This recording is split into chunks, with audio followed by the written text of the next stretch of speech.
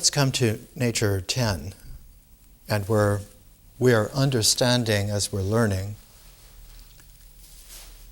that the most important beginning is not to have a beginning, but to have beginningness that occurs.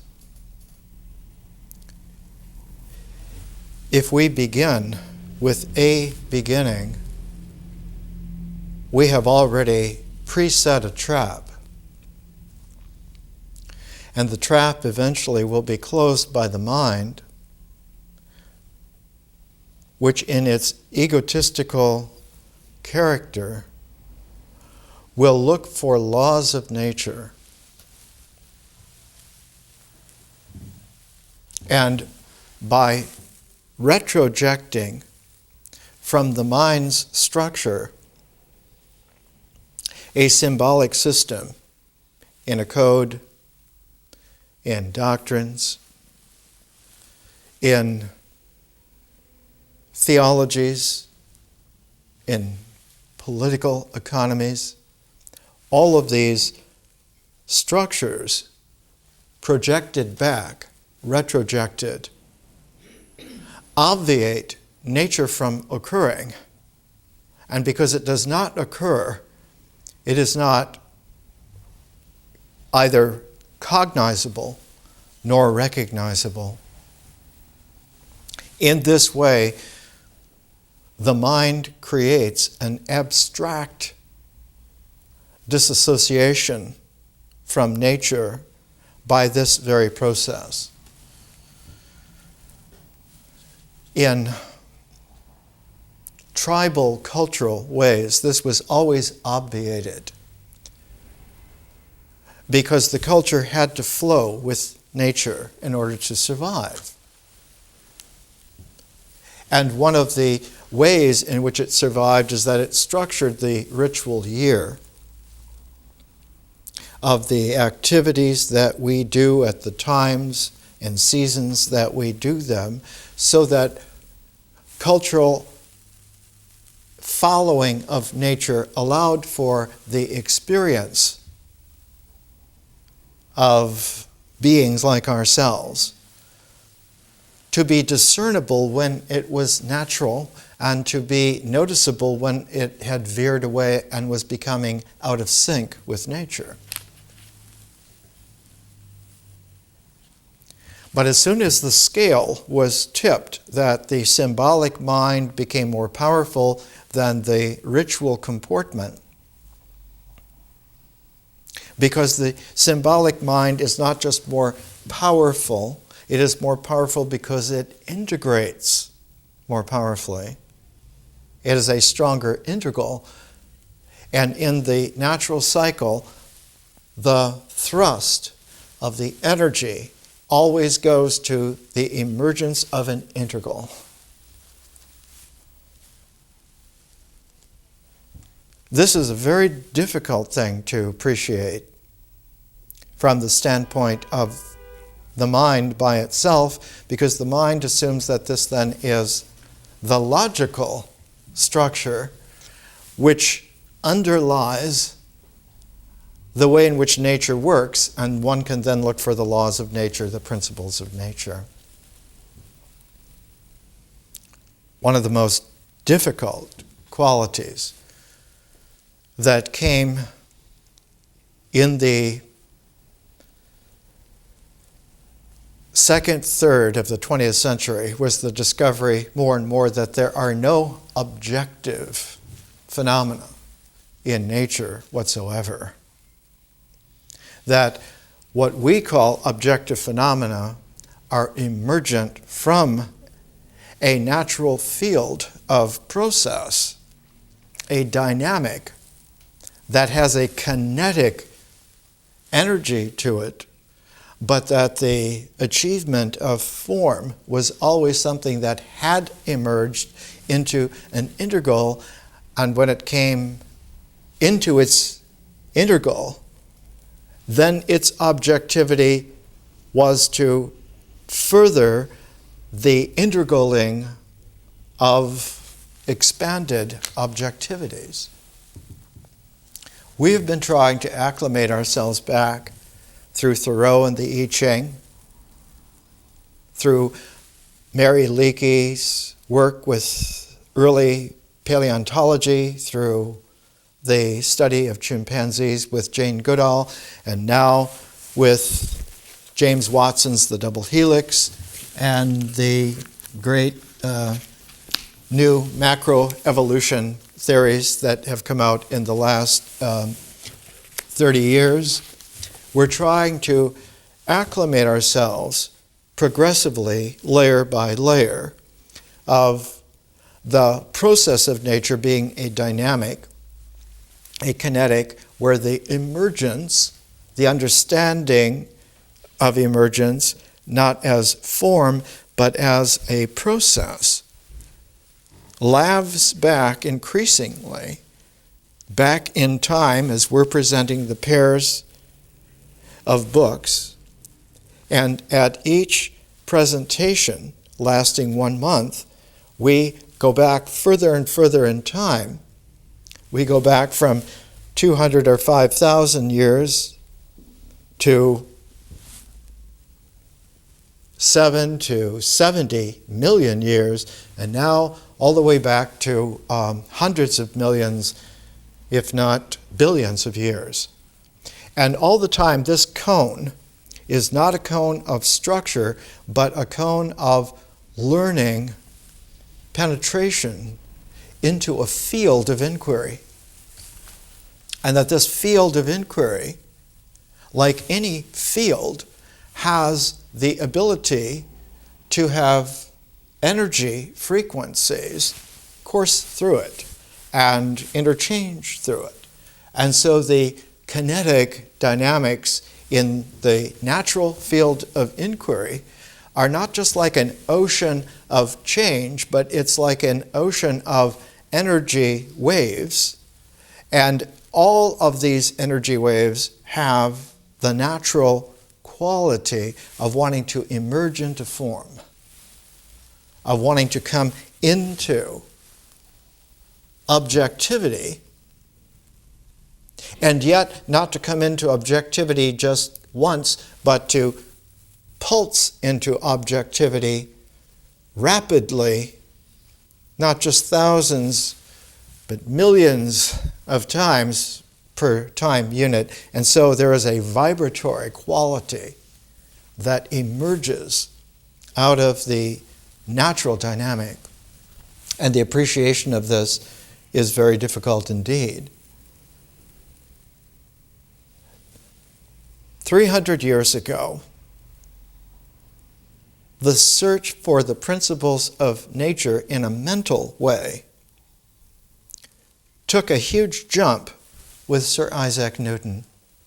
And Newton's Principia Mathematica, combined with the Cartesian geometry, which was incorporated into it, gave a false sense of knowing. And out of that false sense of knowing, especially in Europe, where it was most early evident, it was called the Enlightenment.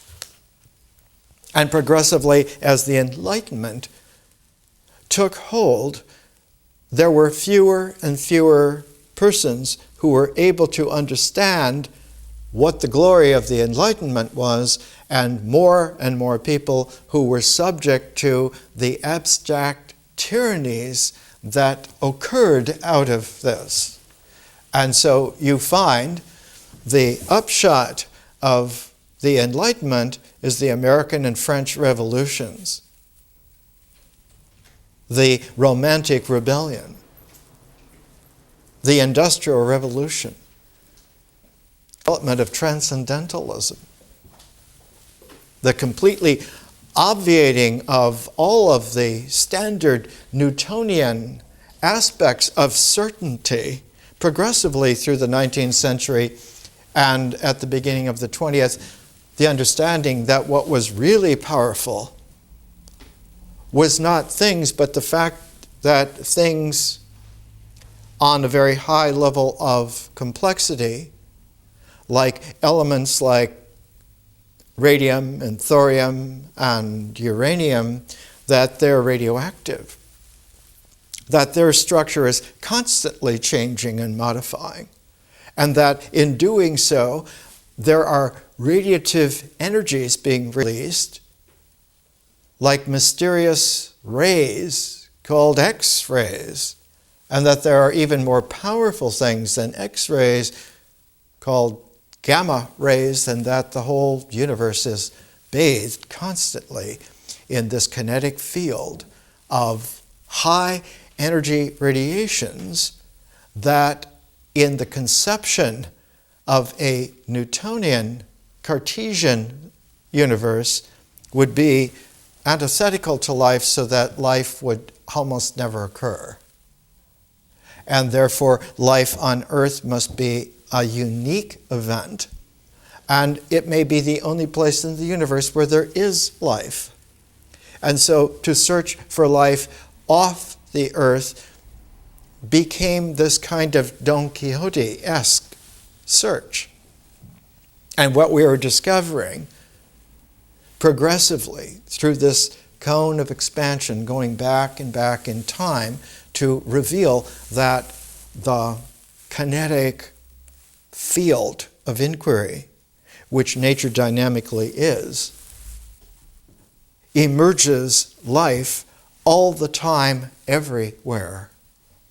That life is not only common in the universe, it is endemic in the very emergence of its process. And for our experience then, our mythic horizon of culture, to find a synergy with this expansion of nature becomes more and more difficult for two antithetical reasons. One is that the tradition inculcated in education, in upbringing, in the heritage of the past, going back not just to Newton and Descartes, but going back several thousands of years, all of these layers imprison us in the conviction that we do not have to blend with nature anymore, we can dominate it. And antithetical to that, working against our learning all the time in almost an equal measure, is the increasing complexity of the field of inquiry, of the process and the kinetic of nature, that it becomes more and more difficult to have a culture that would be able to have synergy with it, would be able to participate with that. One can participate with seasonal cycles on a planet, but if you go to another planet, like Mars, which has a year almost twice as long and different kinds of seasons, or you go to a planet-like body like Titan, where yes, there are seasons, but they're not seasons of the kind of water cycle that you find on Earth, but it's a methane cycle. And it happens so cold that volcanoes are cryovolcanoes, and not hot at all.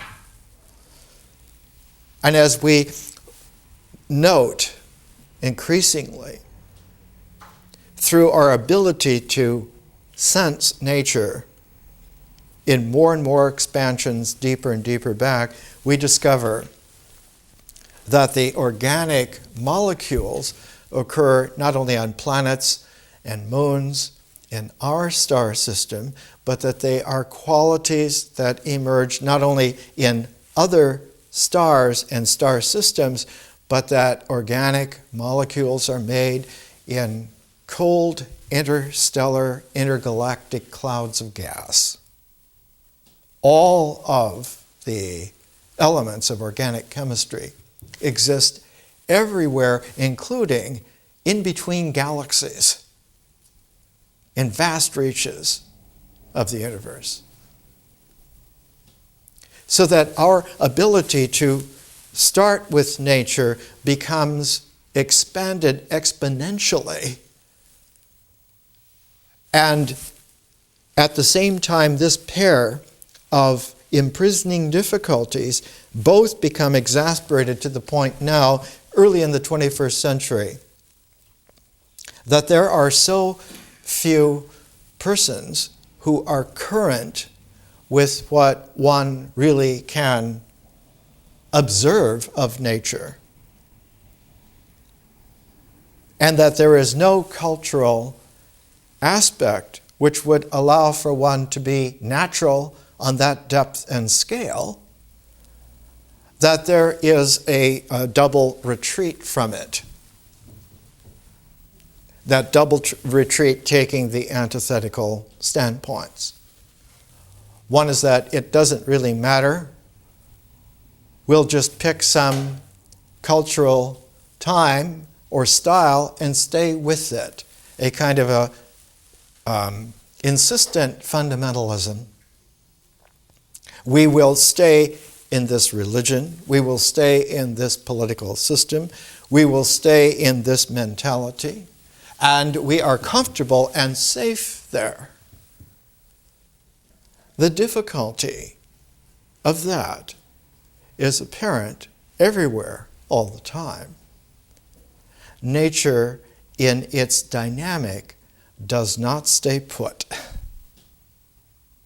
And one of the qualities that we are now able to accentuate is that it evolves. Everything evolves, including the brain, including our lives and our bodies, including not just our cultures, but a higher order of culture, and that is civilization, that even civilizations evolve.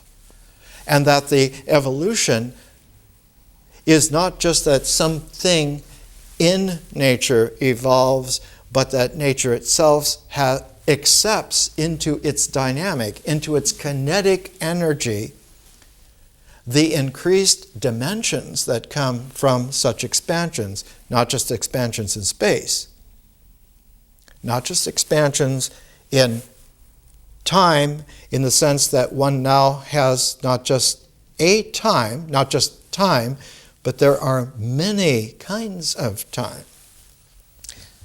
And not just many kinds of time, but increasing cycles within the different kinds of time, so that time has become enormously complex. Space has become enormously complex. And that complexity of that expanded kinds of space-time now include expanded kinds of conscious space-time.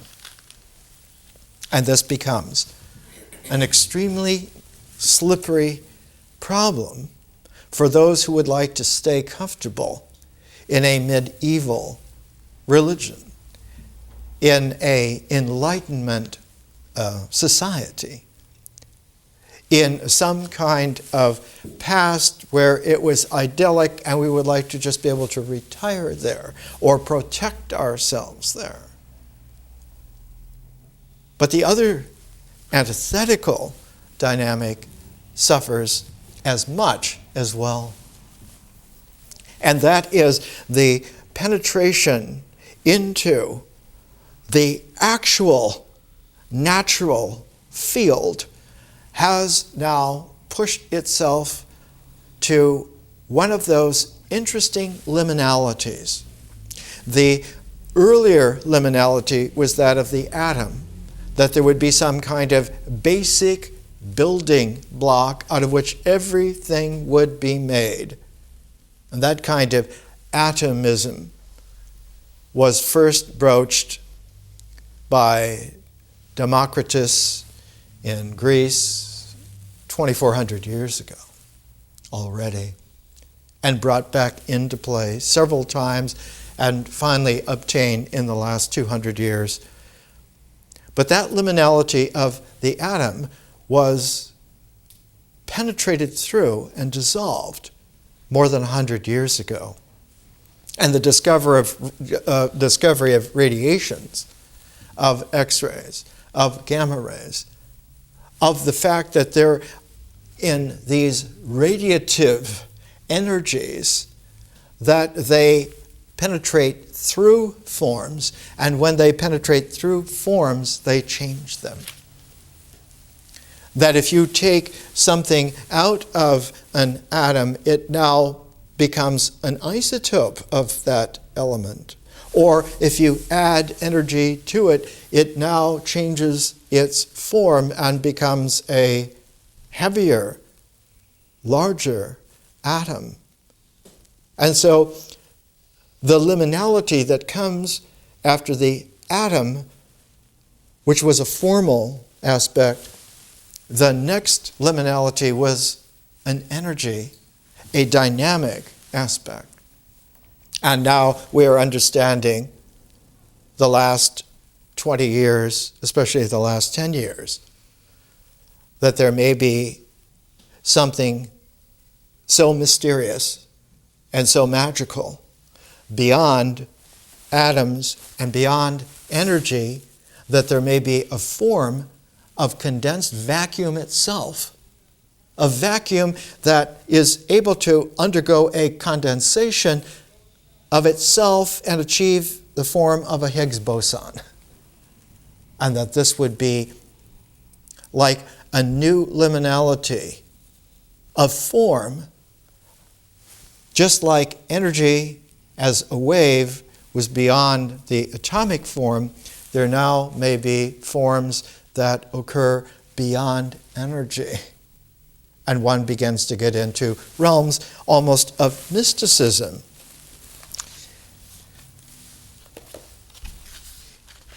Niels Bohr,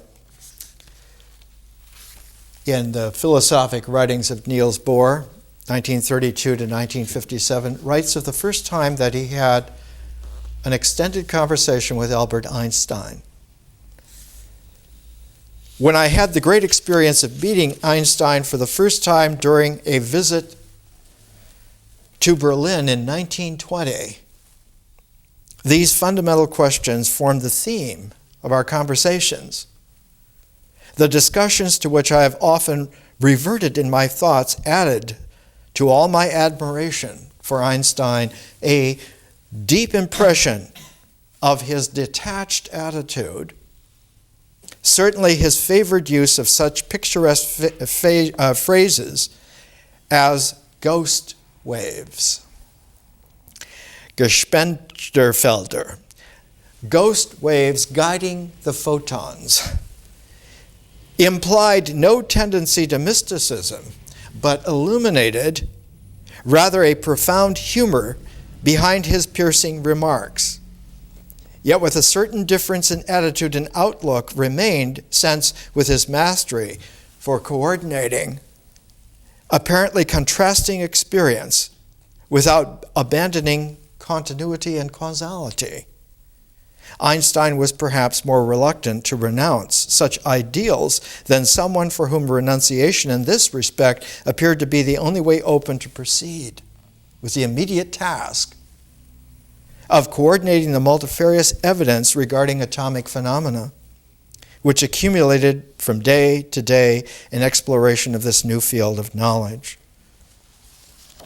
But more profoundly than a field of knowledge, it became a field of inquiry that was natural, not a natural inquiry, but the dynamic, kinetic field of inquiry that was the natural process, the natural dynamic.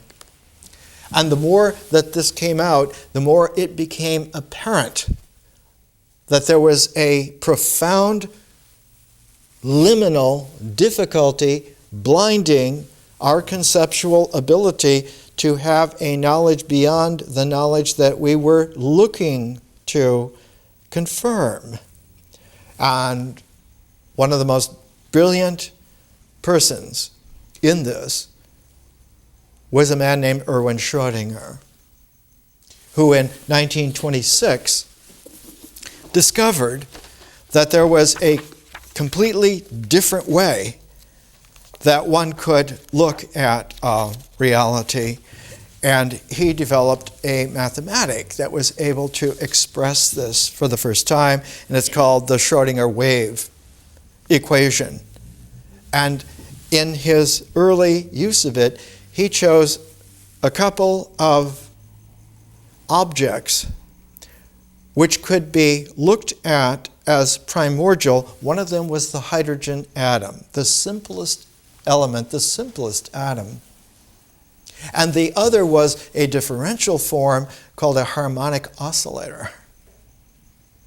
This oscillator will produce a harmonic. The hydrogen atom will produce an integral structure, and both of them, integral and differential, will be primordial in that all of the other forms in integrals will occur in like analogous manner to the hydrogen atom, and all of the differential forms will occur in a like analogous manner with the harmonic oscillator.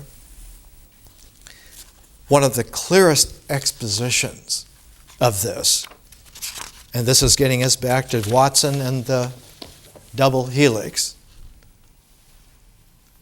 because we're looking at an ecology here, a process of nature which has a very deep resonance, not only forwards in our inquiry to learn further, but also retrospectively in reconsidering what we have already learned or thought we learned, and we're bringing both the past into a newness and the future into an emergence of a deepening of the present.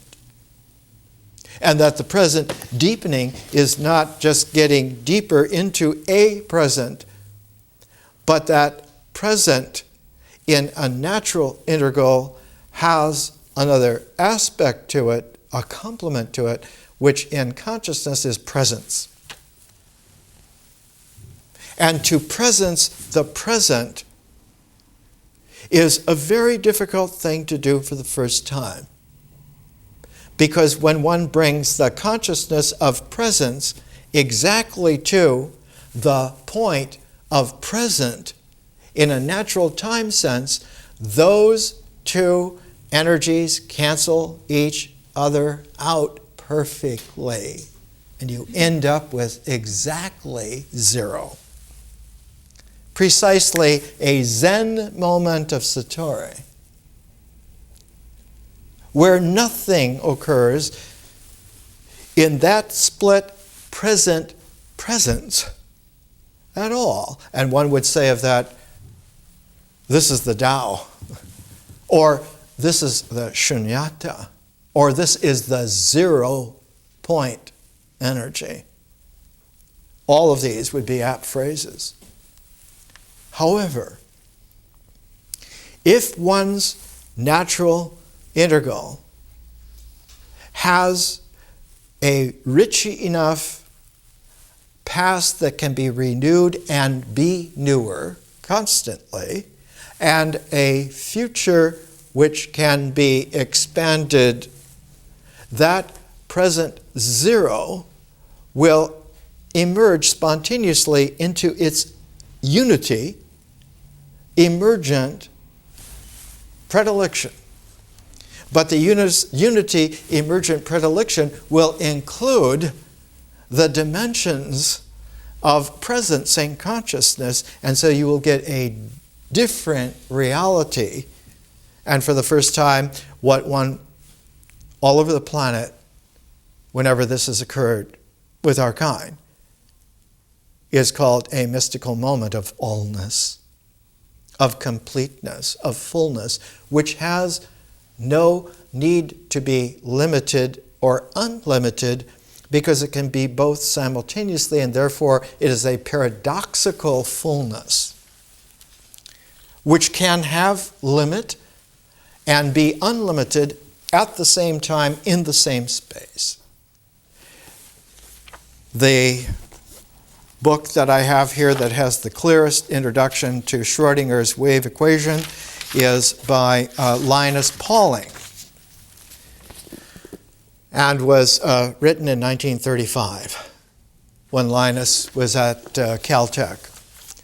And the reason why it is so profound, it is Linus Pauling at Caltech who 15 years later is the goad for the discovery of the double helix of DNA. Was the figure that James Watson and everybody else working on this problem found that you had to deal with Linus Pauling, and that he was the most favored person in the world to find the structure of DNA. And we'll get to what DNA presented and represented in just a moment. This is the way in which Watson in the double helix described Pauling's talk was made with his usual dramatic flair. The words came out as if he had been in show business all his life. A curtain kept his model hidden until near the end of the lecture.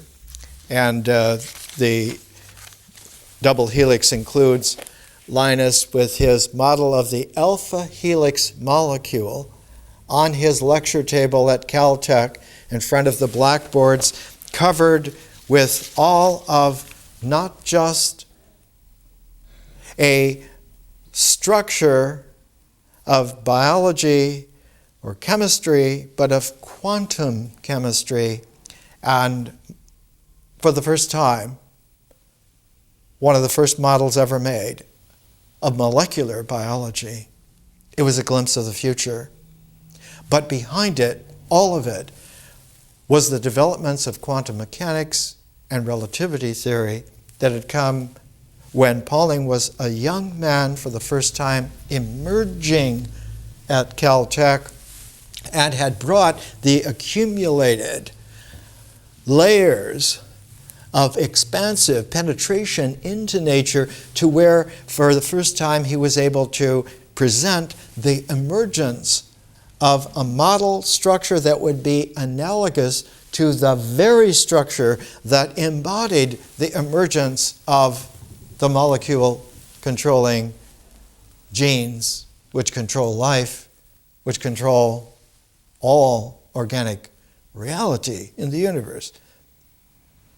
A curtain, writes Watson, kept his model hidden until near the end of his lecture, when he proudly unveiled his latest creation.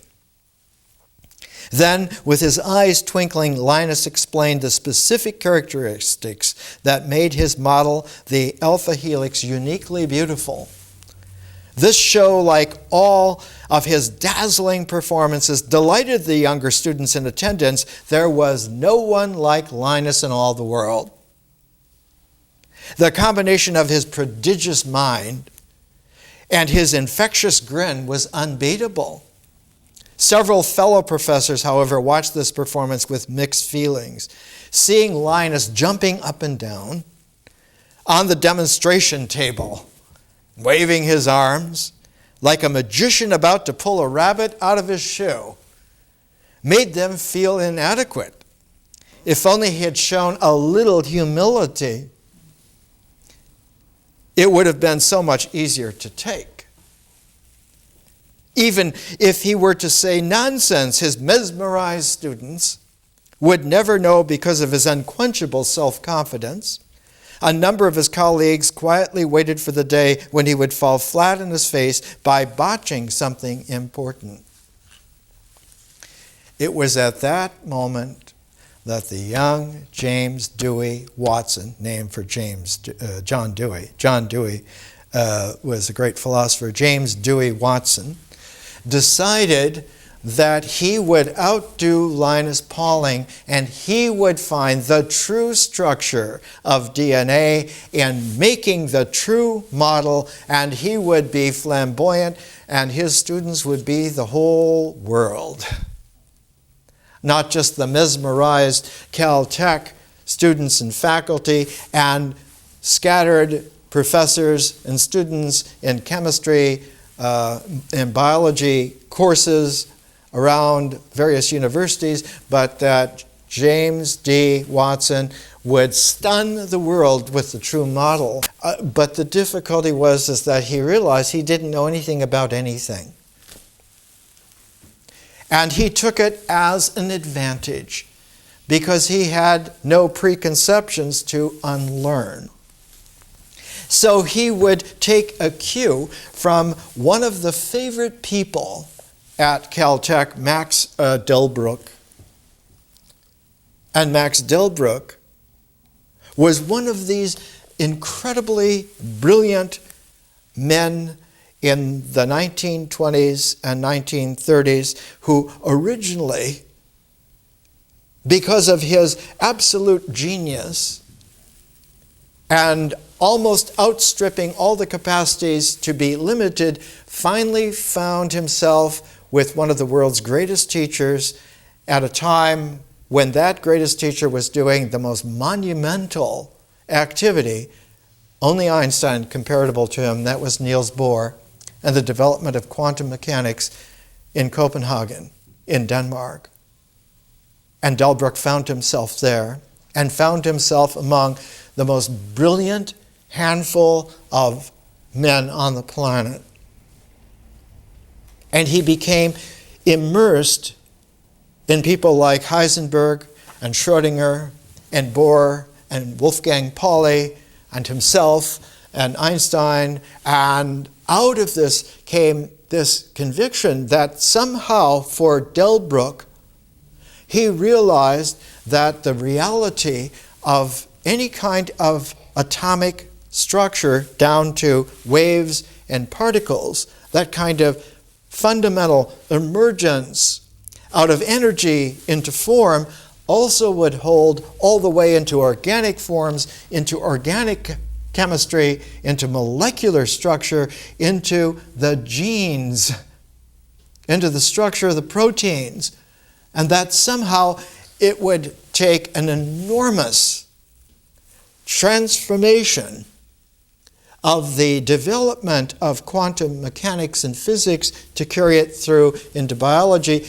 But fortunately, there was a Linus Pauling who had already carried it through into chemistry, and one could just take the chemistry and expand that into biochemistry.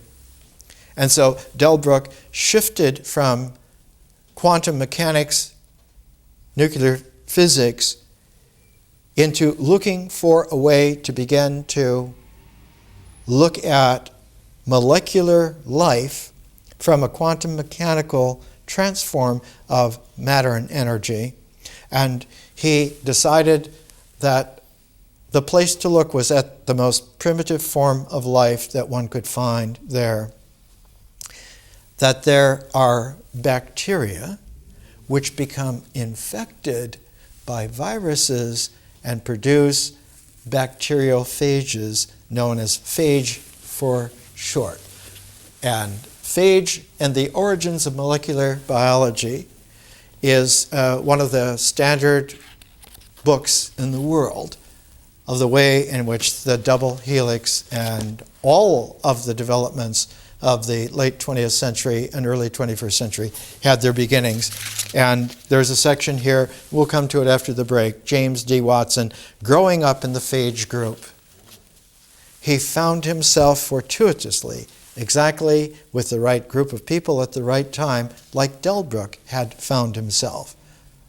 The difficulty for Watson is that people like Pauling and Delbruck paid no attention to some little university brat like James D. Watson. And so he had to outdo them, and outdo them he would. Let's take a break.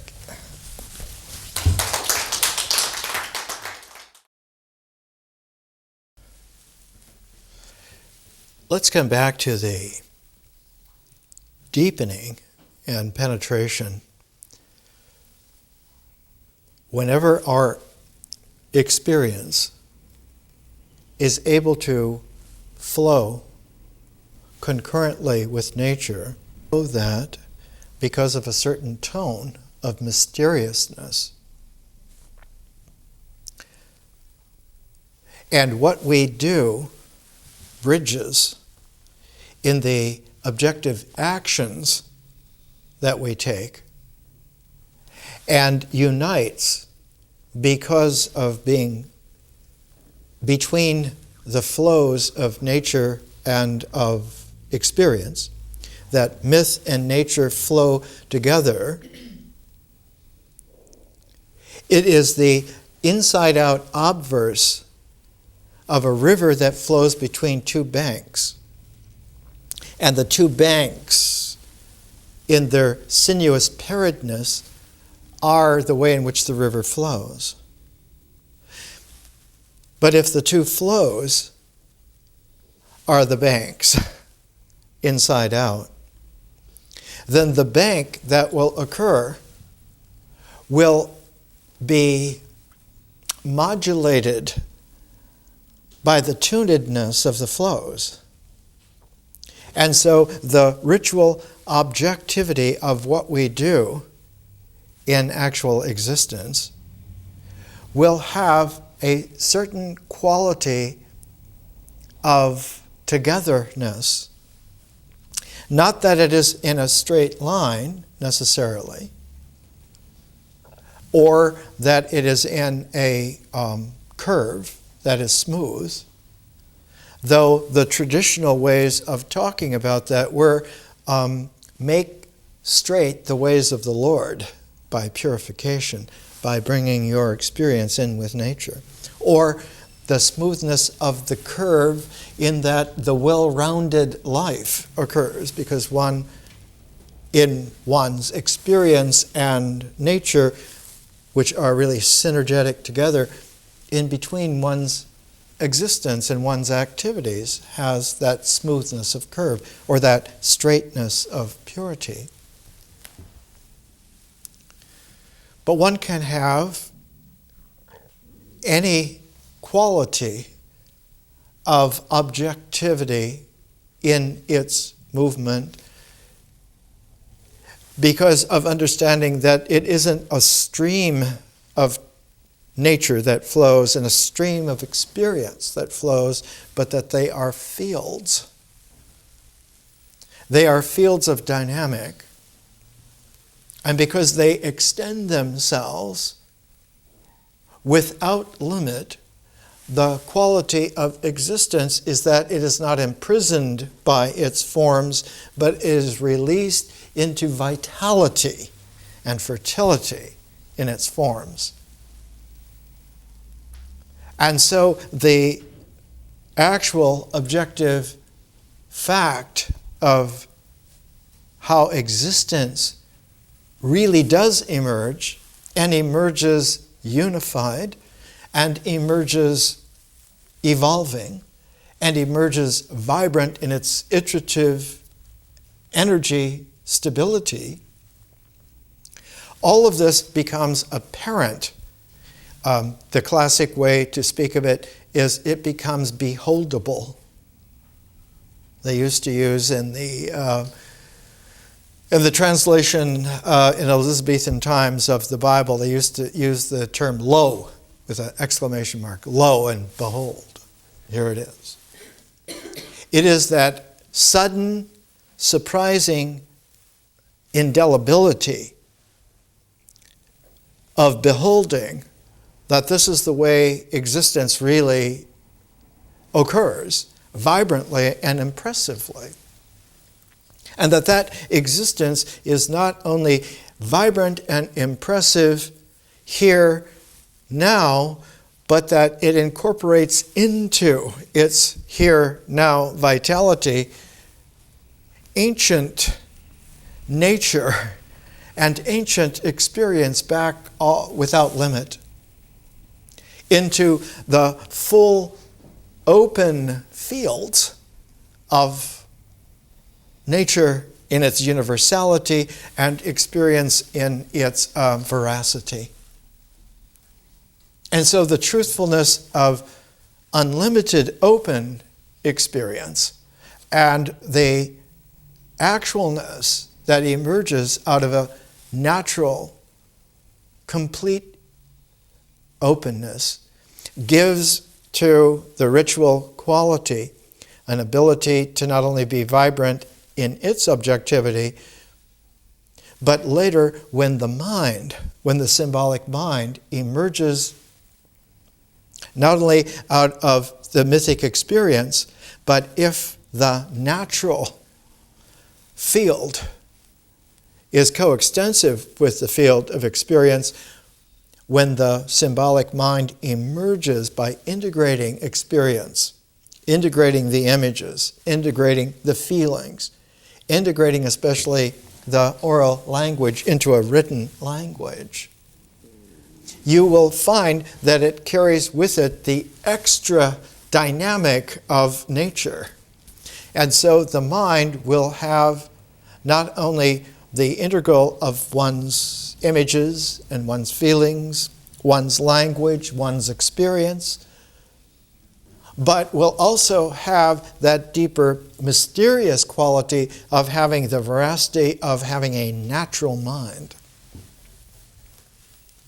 And it shows up in that the way in which the unnatural mind achieves its sense of identification is that it matches the ideas of the mind through the images, through the language, through the feelings, with bits and pieces and parts of objective existence, and then says this referentiality proves the identification, proves that this identification is right. And the integrator of that is one's conception of oneself. I am my body.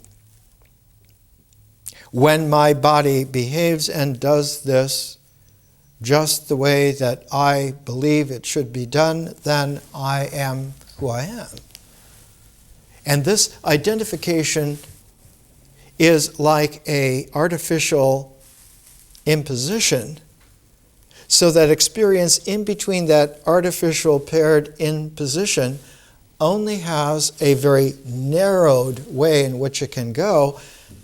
And so the character of one's experience assumes a enforced, imposed, artificial quality called the ego.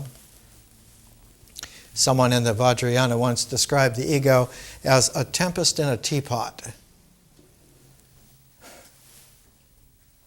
No matter how powerful your ego is,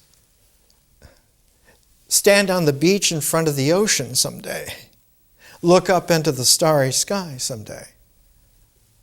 And for those young enough, when you get up above the Earth's atmosphere at the first Hilton Space Hotel, and you stand outside of the hotel's lobby and face infinity, you will know that your ego, no matter how powerful, is infinitesimally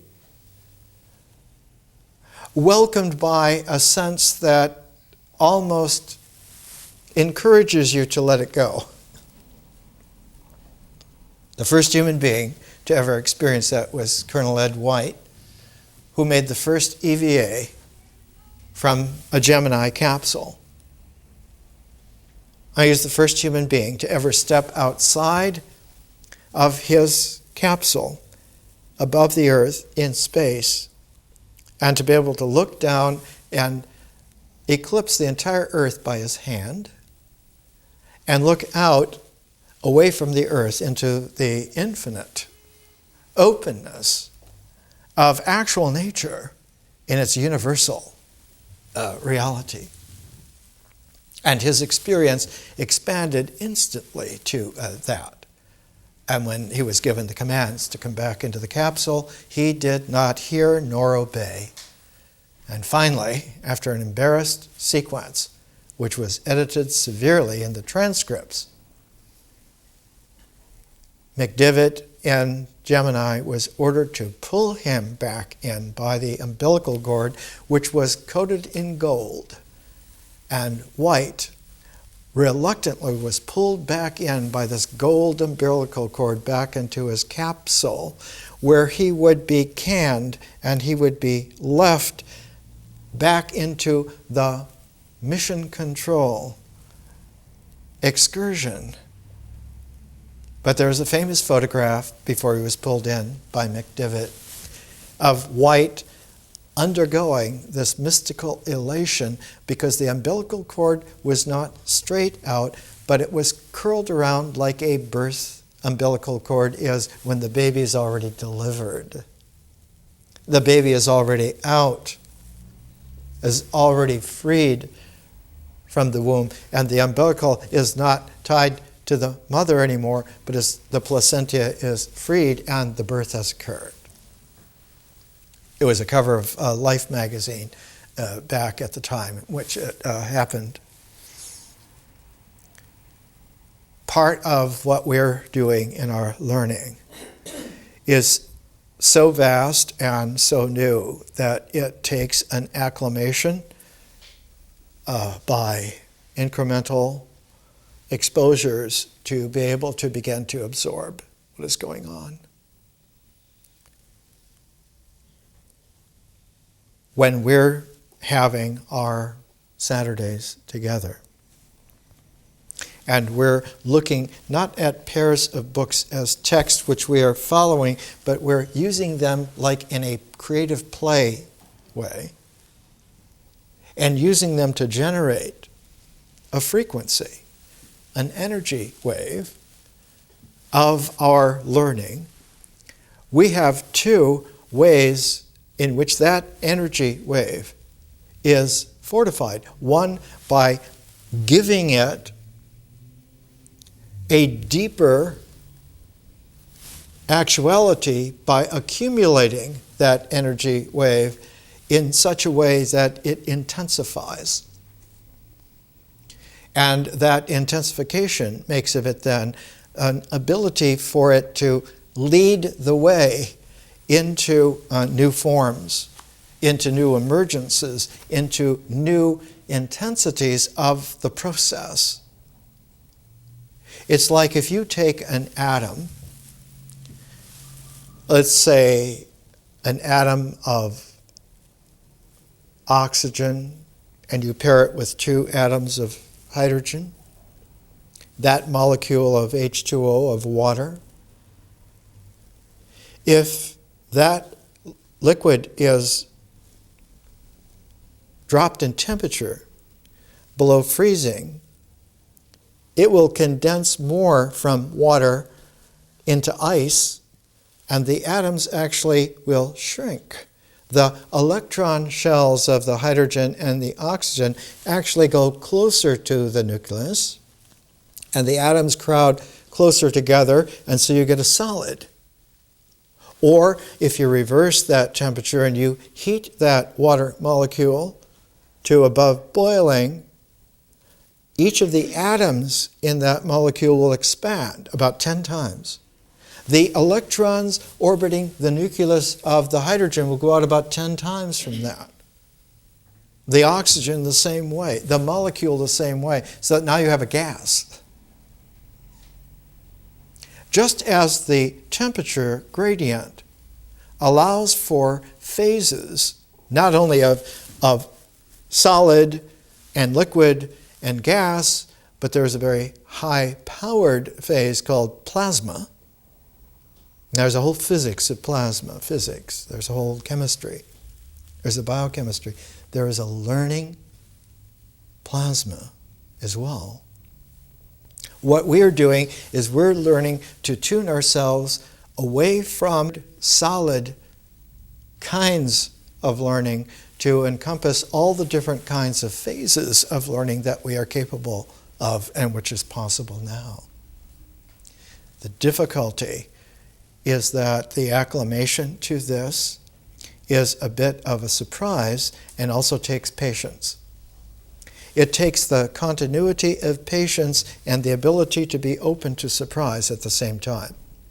That it is both a yoga in its patience and concentration, and it is also a creative playtime in its surprises, so that you get a playful yoga or a creative, imaginative way of being focused and unfocused at the same time. The way in which we get that pilot wave is that we look back to the previous phase, and we look back to the previous phase. From nature, the previous phase was science. And if we look back to science, not just to the tapes of science, but back especially to the notes, because the notes are a written, symbolic intensification background to whatever the presentation was. If you go back to the notes, and we're at Nature 10 now, and we look at Science 10. Science 10 is the large-scale structure of Feynman diagrams, and you will have in there a series of notes on Science 10, which if you read along with coming to the Nature 10, or listening to the tape of Nature 10, or watching the DVD of Nature 10, this pair together make what is called a pilot wave.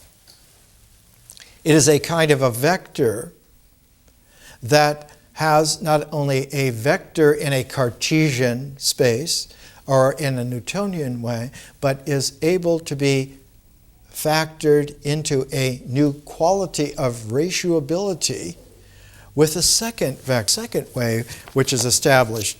This pairing of the notes with the phase that is going on will make a pilot wave. But the reference wave is made by the year-long readings. And the year-long reading has 4 different tracks. You can use the Tale of Genji, you can use the Odyssey, you can use Moby Dick, or you can use, like the example today, of Ovid's Metamorphoses. A year-long reading, so that what you're looking at here has a referentiality out of its phase, out of its particular weekly presentation, into the entire cycle, the entire integral cycle of a year, the entire differential ecology of the second year. Now, if you're using Ovid's Metamorphoses as the track, you would look into our course chart and you would find that under week 10, it's page 65 in the World's Classics, and it's a short reading, and this reading is all about Ovid giving us the Metamorphoses, dealing with Pentheus and Bacchus, with Dionysus and Pentheus, the ruler of Athens at one time. And in fact, this part of the Metamorphoses, when put into Greek tragedy, was the last great Greek tragedy, the Bacchae by Euripides. So that when we look towards the next phase, ritual, we find in the third place, ritual, we will use Euripides' Bacchae and pair it with Basho's Zen travelogue, The Narrow Road to the Deep North. So that constantly there is an interpenetration. It took a long time to get the right materials balanced in the right way so that the entire double cycle of 104 80-minute presentations would be able to be experienced on every conceivable level of organization, either integral or differential.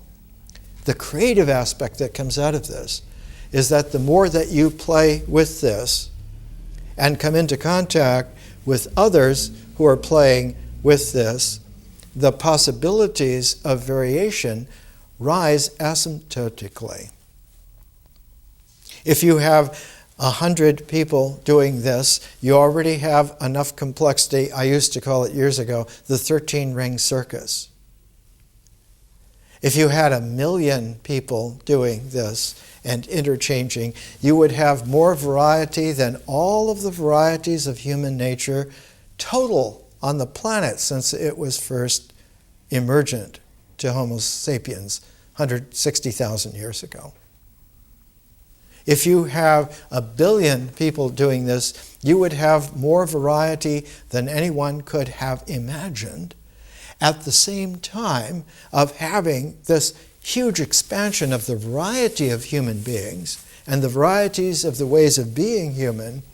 You would have nodes of pulses of synergy of similar resonanted people who would be whole communities of new ways of form, not based upon politics, not based upon religious sects, not based upon social class or positions, but emerging naturally out of the iterative cycles, the concentrated pulses, the shareable nexus of our way of inquiring.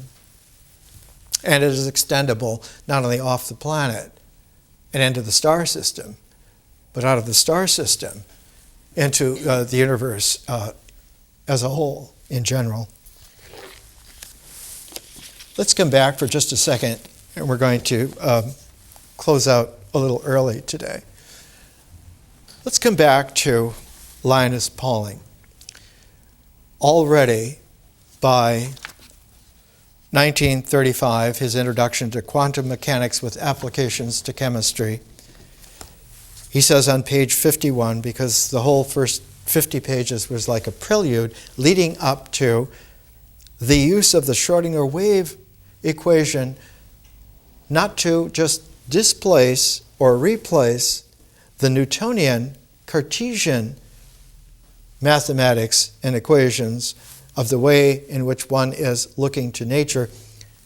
That looking to nature through those kinds of equations, through those kinds of principles, those kinds of laws, produced a mechanical universe that could be mechanically, abstractly thought of in the mind to the extent that the mind would no longer need to access nature, but only its development logically, of the logical structure of its conceptions about nature. And so one could become literally frozen and imprisoned in your mind without you knowing it, which is exactly what happened. One of the qualities that came out with the Schrodinger equations is that they were not based on the mind at all, but on transforms of space itself and of time itself. And Pauling says in this way, Schrodinger's system of dynamics differs from that of Newton and the French mathematician of the later time, Lagrange, and of an English mathematician, Hamilton, differed from them in its aim as well as its method, both ways. Its objective forms and its dynamic processes were different. Instead of attempting to find equations, such as Newton's equations, which enable a prediction to be made of exact positions and velocities of the particles of a system in a given state of motion, he devised a method of calculating a function of the coordinates of the system, the dimensions of space themselves, and of time, and not the momenta or the velocities, so that he took it out of the mechanical worldview and put it into the open, observable actuality of nature on the pre-atomic level, on the way in which pre-atomic subparticles actually emerge out of energy waves in the first place, and to carry the emergence from wave into particle as the measuring metronome of what you were working with. The difficulty for the old mechanical mind was that it could not conceive of working in this way, and so it did a blink thing with time and space. And out of this came a criticism that there was an uncertainty then about actuality, because one could keep track of the spatial position, but not of the time, so that space and time were split. But this is an artifact of a split personality called the individuality of the conceiver and the existential actuality of the emergent objectivity from nature. And the filter that should have shown that, because the character of actual experience melding with nature would have shown that. It would have been like a window through which one could have seen clearly that some errors have been made here. Errors in mental assumptions, errors in physical measuring. But the window was opaqued, and it had become dirty and cloudy, and we can even make it gross, bug body blotched, because the ego is much like that. The ego, as Shakespeare called it, through a glass darkly. One cannot see through the ego. One sees the splotches and must not pay attention to that. And so the mind assumes that it's looking through, assumes that what it is seeing is jibing, that the referents are all linking up together. And the way it does this is that it posits an image of the character in the mind and looks through that image in the mind, that assumption in the mind. And so the ego is actually a false characterization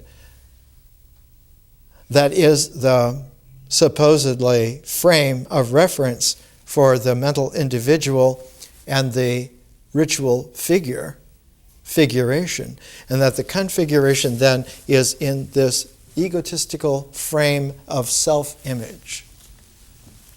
It is this self-image that doesn't exist. It is an artifact of a way of not looking through to nature, through to the actuality of existence, those objectivities that really do exist. And so it took a long time to wake up and modify and refocus experience by experiment, until it finally, in the late 1920s, early 1930s, for a handful of people, wiped not only the glass darkly clean in the mind, but disclosed that there was no frame, it was actually an openness. That the frame itself was an assumption. And so what one came was the realization that nature is an open world. Here is The Challenge of an Open World, essays dedicated to Niels Bohr. One of the deepest qualities that Bohr constantly wanted to present and to teach and to host, and finally to alert on the world scale, world-class level. He personally came to the United States in terms of developing the atomic bomb and met with Roosevelt, FDR, and said to him very explicitly, there is no possibility of any other way of human life now other than a completely open world. That given the situation that has obtained before, it is only a matter of time before there is oblivion by nuclear weapons. It is not something that can be avoided in any political way whatsoever. It cannot be avoided by any religious conviction, though the convictions themselves have their religious validity. They will have nothing to do with the actuality of what comes out of this. Bertrand Russell, I remember hearing him in the early 1960s. He was nearing his 90s at the time. He said, man has never made a weapon that he hasn't used. The open world is a world of freedom, of variation, and is the only possible expansion into the future now that we have come to this level of complexity. The key to it all is that out of the energies and dynamics of nature as a field of energy will come a distinguishing hallmark of all things that come into emergent existence. They all will have, Pauling's classic book is called The Nature of the Chemical Bond. Everything will have a way in which its bonding will hold it together into unities, so that you can not only have a hydrogen atom or an oxygen atom, but you can have a water molecule, or you can have more complex molecules that are able to build, and there will be, finally, a master molecule, very huge, that carries through its special bonds, its chemical, atomic bonds in exactly the right ratios and proportions, and that this molecule will be the key to the carrier of the information, and that the information will be carried by sequences that are able to be expanded indefinitely, because nature has this ability to enlarge the field of the energy of creativeness indefinitely. It's unlimited. And that what will happen is that organic and inorganic manifestations on the level of atomic and molecular and cellular and so forth will always seek new varieties. And the constraints that will be there will be constraints on the possibilities of them actually coming into existence. So that it is not so much survival of the fittest that works in evolution. It is the emphasis on what is successfully emergible and does emerge. It isn't a struggle for fitness, but rather it is a creative tension for emergence. And the key to this, as we're seeing, is not to lead with the mind, but to let the play of nature occur first, and let what can really emerge out of that field of nature actually achieve its emergence, come into existence. When that baby is born, that baby now has emerged, was a part of the mother, now has emerged, still has the resonance, still has the harmonic, but now has a unity which is not different from the mother's, but has a concomitant quality. The child will be a resonance, not only of the mother, but of the father. Will carry also a resonance of the mother's mother and father, the father's mother and father, will carry a resonance of many different levels, many different cycles. And one can finally come to the species, Homo sapiens sapiens. And that will be a resonance, as we'll see indeed next week, deeper and deeper. that species and speciation and phyla and all of the enlarging nests of cycles and contexts are a gift from nature so that emergent existence can be on multiple levels, not just many, but of unbelievable complexity, and they still will work in the sense of being unities.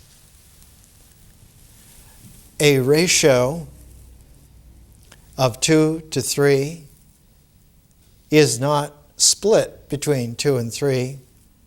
It can be a unity of 2/3. It can be a unity of the proportion 2 to 3, or 3 to 4. One finds even on level of star system. The whole Kuiper belt is where it is because of a harmonic resonance proportion because of Neptune. And one can prorate this and find that all the planets of the star system are in these harmonic resonances, and that stars themselves occupy this, galaxies occupy this. So that the ability for us to not only emerge and become existentially real, so that our figuration is not only exact but is free. Free to participate then in generating a quality of experience that can both flow with nature and be absorbed by nature, but nature can also absorb us. And in doing so, the actual field of nature becomes mysterious. Each one of us have added a mysterious, unique vibration to the field of universal nature. And it is indelible. It registers. Someone, Lord Kelvin, I think once, and Schrodinger used it as an example, said that if you took a glass of water and you poured it into all the oceans of the world, and then you took a glass of water from any part of any depth of the oceans of the world, you would find in that glass of water more than 100 molecules of the original water already on an average. That the immensity of the complexity does not obviate every aspect of not just slowly modifying the whole, but of adding a facet to the whole. So if one was able to look at the jewel of reality, it would have more facets than one could count, and still be unified, and still be expandable into infinity. This is not only mysterious, but is magical as well. More next week.